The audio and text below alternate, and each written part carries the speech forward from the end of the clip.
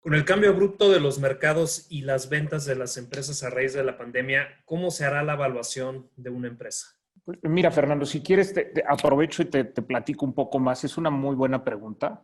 Yo creo que el entorno es incierto, pero como ya apuntalaba Pablo Cervantes, aquí depende mucho también de cuáles sean los planes, cuál es el plan hacia adelante. Ciertamente hoy no es un entorno donde los inversionistas vayan a sobrepagar, no, pero sí se pueden llegar a hacer transacciones, evaluaciones sensatas que reflejen un escenario de recuperación interesante, ¿no? Y ahí, Fer, yo creo que es donde la cosa se pone, y a lo mejor este es otro tema, eh, bien interesante, ¿no? Tocando un poco de donde viene Javier y de los fondos de reestructura y lo que acaba de platicar Pablo Cervantes de qué hacer si eres esta empresa pequeña. Eh, hay cosas que puedes hacer para que tu evaluación sea mejor, pero más allá de la evaluación, para que realmente tú tengas un plan que haga sentido y que atraiga a inversionistas a que inviertan en tu empresa. Y una de esas cosas, Fernando, son las fusiones y adquisiciones. A ver, nosotros hoy el teléfono no para de sonar, Fer, y hay gente que está viviendo situaciones realmente difíciles y nos dice, oye, caray, ¿qué hago? ¿No? Porque ya mis ventas se me fueron al piso, ya no encuentro de dónde recortar más gasto, porque ya no puedo despedir más gente, no puedo pagar menos luz, no puedo pagar menos renta. ¿Qué hago, no? Y nadie me va a prestar porque pues no tengo con qué. El flujo que decía Javier a lo mejor no está ahí y está realmente apretada la situación. Y para esas empresas, que veo que hay muchas aquí, empresas dentro del foro de los participantes, yo les diría que también hay muy buenas oportunidades. Fíjate, Fernando, una cosa que no hemos platicado son las fusiones y adquisiciones. Una empresa que pudiera estar en esta situación y dijera, ¿de dónde más le recorto gastos o de dónde más vendo? La respuesta puede ser no internamente, sino con tu vecino. ¿Por qué no piensas en cómo puedes crecer de manera inorgánica?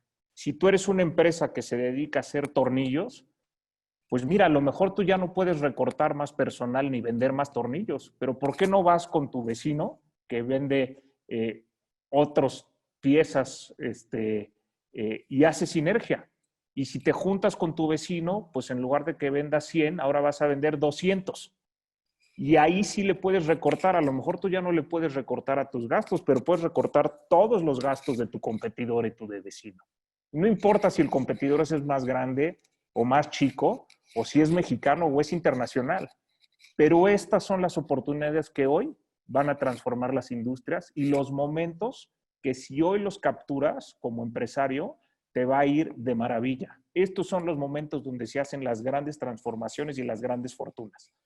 Como bien decía nuestro amigo Javier Orozco, ahorita estamos trabajando para darles un ejemplo en una situación con Nexus, en donde tenemos un competidor mexicano que está yendo a Estados Unidos a comprar a su competidor.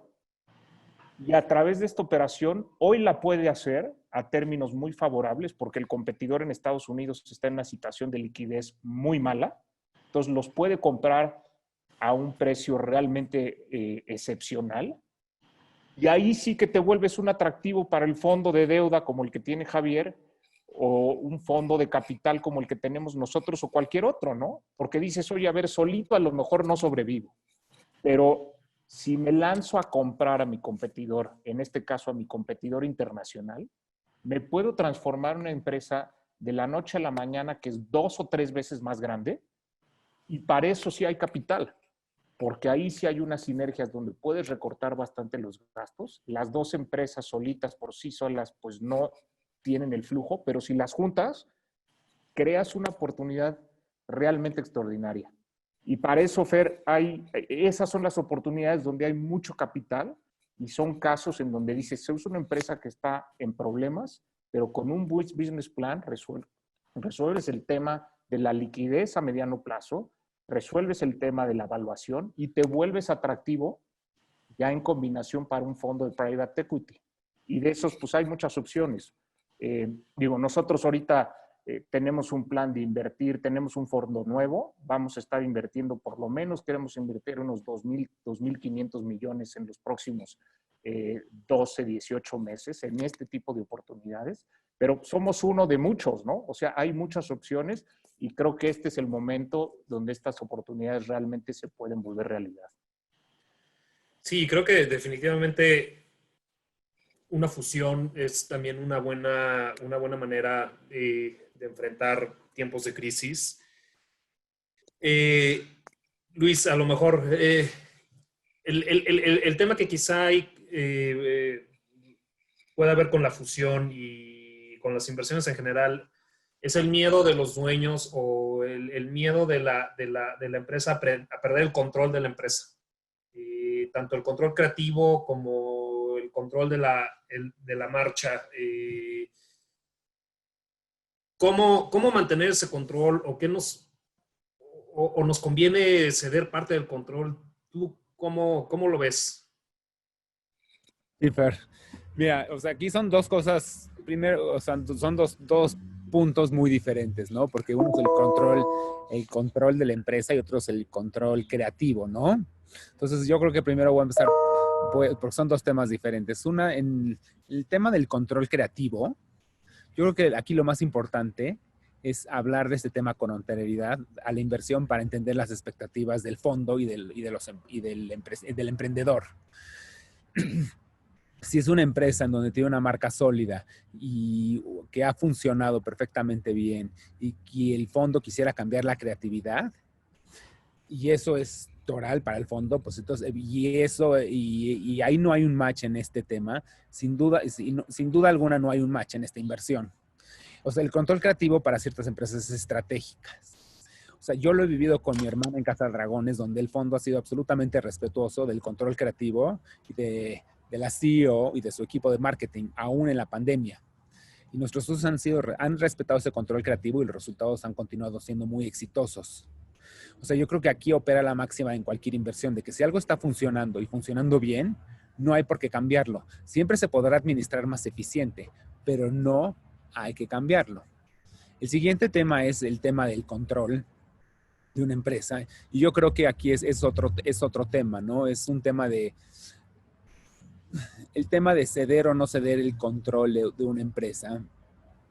Yo creo que aquí es un tema que hay que platicarlo con los emprendedores, porque ceder el control, muchas veces se está cediendo el control a cambio de ¿qué? Algunos emprendedores han sido muy celosos porque ha sido su negocio toda la vida y toda la vida han sido siempre, están acostumbrados a mandar, a operar, administrar, ejecutar sin rendirle cuentas a nadie. Y formar una sociedad con alguien más implica empezar a tener socios y a rendir cuentas y a entender que no hay tema alguno, porque simplemente es un tema mental, no hay tema alguno en operar y administrar y rendirle cuentas a un tercero, a unos socios, o sea, cuando estos socios van a inyectar capital, van a hacer más eficiente la compañía y van a hacer tu pastel más grande. Pero es un tema mental que simplemente el emprendedor mediano tiene que entender. Yo creo que es un tema en donde a veces cuesta trabajo y lo puedo entender porque pues, han sido los emprendedores y han llevado este negocio 20 años, 25 años de alguna forma y les cuesta trabajo cambiar. A todos como seres humanos nos cuesta trabajo cambiar en cualquier situación. Pero si uno tiene una conversación adecuada, yo creo que y si uno tiene una conversación adecuada y hace las preguntas adecuadas con el fondo antes, porque como dijo Pablo hace rato, finalmente, o sea, aparte de la parte económica está la parte humana. Y la parte humana es igual de importante. Y muchas veces, o sea, lo importante es que también así como el fondo va a hacer un due diligence del empresario, el empresario también tiene que hacer un due diligence del fondo y entender cómo opera este fondo, cómo opera este fondo. Lo idóneo es que uno hable que le pregunte al fondo, oye, tú has invertido con A, B y C. ¿Me dejas platicar con A, B y C para ver cómo ha sido, cómo ya la relación con ellos, para entender? Porque de la misma forma como ellos van a querer saber todo de uno, uno también tiene el derecho a saber todo del fondo. Es porque finalmente uno está haciendo un matrimonio temporal y un matrimonio temporal y de conveniencia en donde ambos van a hacer que crezca un pastel más grande, pero para esto para que funcione bien se tienen que alinear muchas estrellas y entre ellas la comunicación y las expectativas y no hay que asumir nunca nada, no hay que asumir, es que yo asumí que yo siempre decimos que asumir es la madre de todos los errores. Hay que dialogar, hay que preguntar, hay que indagar y hay que comunicarse para todo con anterioridad a la inversión. Y esto va a minimizar y va a minimizar conflictos y va a ser mucho más factible que la